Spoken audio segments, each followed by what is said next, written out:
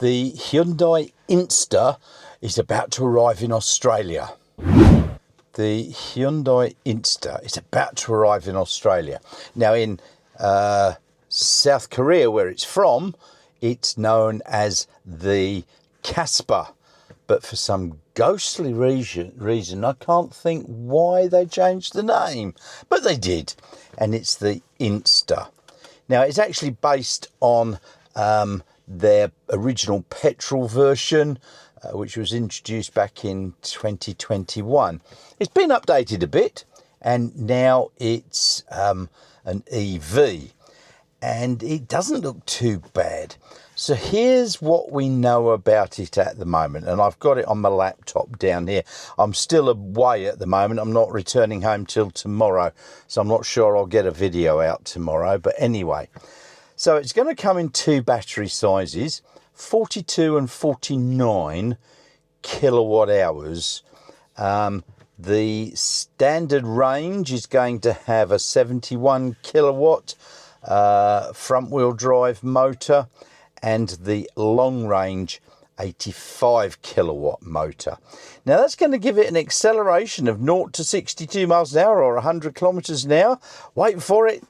They've said on their website a brisk 10.6 seconds or 11.7 seconds for the lower range or standard range. Yeah, that's not brisk, not for EV standards anyway.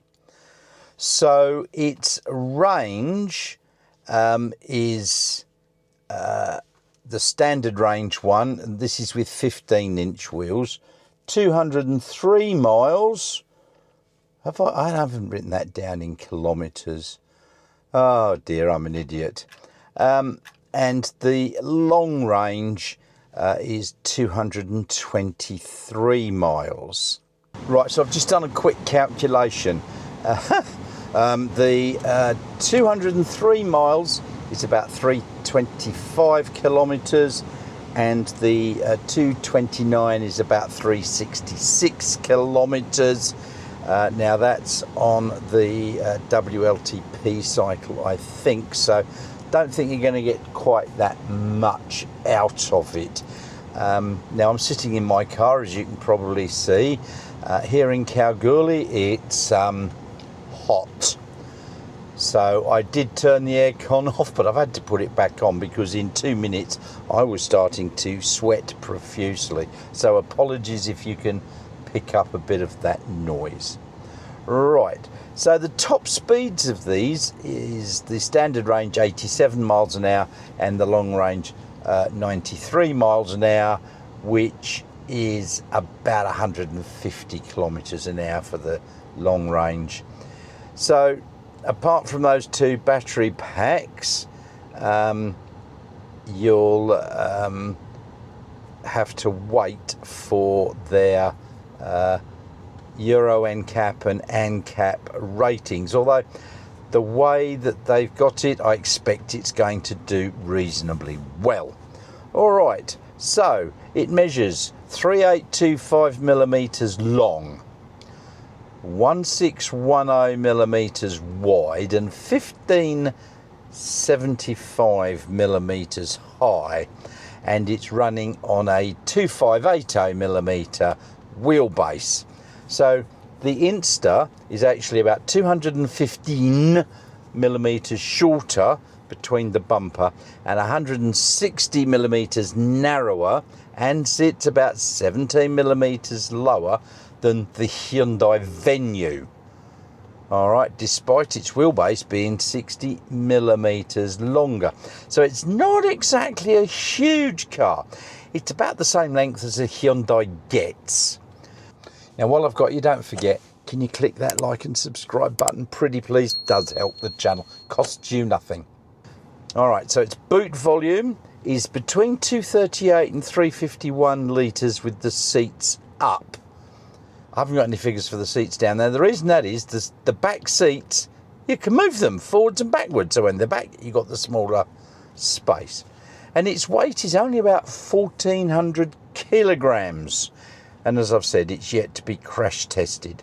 But it does have the following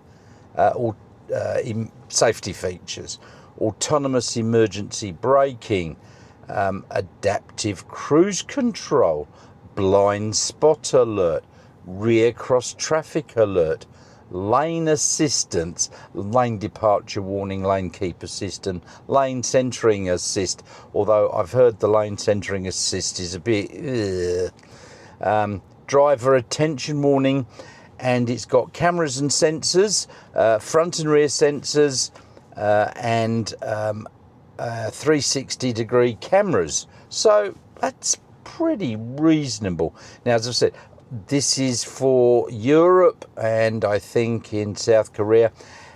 The Australian equipment list is yet to be announced, but expect it to be very similar. Now, it also comes fitted with a 10.25-inch digital instrument cluster and a 10.25-inch infotainment touchscreen, 64 colour ambient LED lighting. That's pretty reasonable for a car of this size. Sunroof and digital key accessibility. Now, I've got a feeling that some of these are on the top model. So, the top of the range. The top of the range models in Europe have got this, and they've got a wired Apple CarPlay and Android Auto. Sat nav, I think that's built into the display. You can have different fabric seating. You've got wireless phone charging, heated front seats, single zone climate control.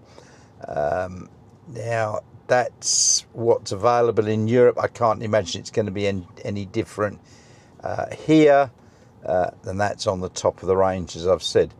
So Hyundai at the moment have got a 5-year unlimited kilometre warranty, so expect it to have something very similar. Battery is 8-year 160 kilometre warranty, whichever comes first, which is pretty reasonable. Now, all these cars, I've got bloody flying here. They're pretty rife here. They're very, very friendly. I get out the car and I'm a mass of flies. So these legacy auto people insist on servicing, but the servicing Hyundais aren't all that onerous. So if we look at the Hyundai Kona Electric, they've got maintenance every 24 months or 30,000 Ks, whichever comes first, which is about what I would do, and it costs $1,040 Australian over 4 years or 60,000 kilometres. Look, I suppose that's reasonable. So basically, every service is going to cost you over $500 on average. Yeah. It's probably going to work out slightly cheaper than the BYDs and the MGs because they got servicing a bit more frequently. Now, charging. The problem with the Inster, as I understand it, is that it's only got a 310 volt battery.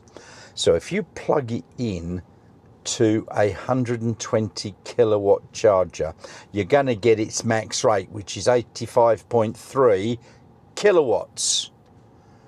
And it gives it a claim 10 to 80% on the 120 kilowatt charger, time of 30 minutes.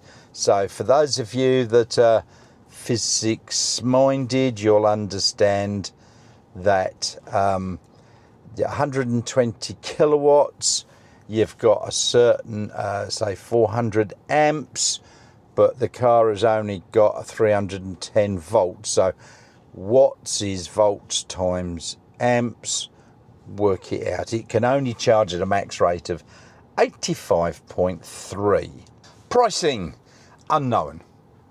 However, the general consensus of opinion is it's going to be 40,000-ish plus on road. So lower range 40, top of the range 45, maybe. Now that's the 40,000 is the equivalent Australian dollars price to what it's launching in Europe at. I've got a feeling that they might bring it down a little bit to be competitive because you've got the MG4 and the Aura starting in the low 30s and the Dolphin in the mid 30s, and that's its competition. So my guess is that the standard range is going to come in under 40. I certainly hope so. And the top of the range, and I think there's going to be 3 models, the top of the range is the Inster Cross. That's going to come in over 40. But your standard range and long range, look, I would hope they would be about the 35 and 38,000 mark. Let's keep our fingers crossed and see what that is. All right, so there you have it, the Hyundai Inster. Now remember, it's a city car. It's not for driving out and racing and so on, certainly not with nearly 11 seconds 0 to 100 time. It's a city car. So I do hope they price it at city car pricing, which is in the mid 30s. I don't think it's going to come in under 35, but keep your fingers crossed.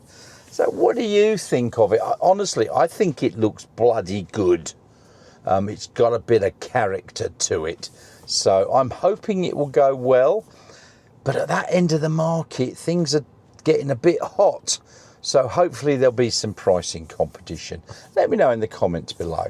Now, while you're down there, don't forget, there's that like and subscribe button. Thank you so much for clicking them. It does help the channel. And also in the description area, there's my Ko-fi page if you want to help me out in other ways. Thank you to all those that have. And my Tesla referral. So you click on that, use that to order your Tesla rather than your Insta, and you'll get, in Australia, $350 off. I don't know what other countries are doing. It seems to change very frequently. But anyway, if you could see a way to using some of these referrals that I've got down there, it does help me. So thank you very much, and I'll see you all very soon.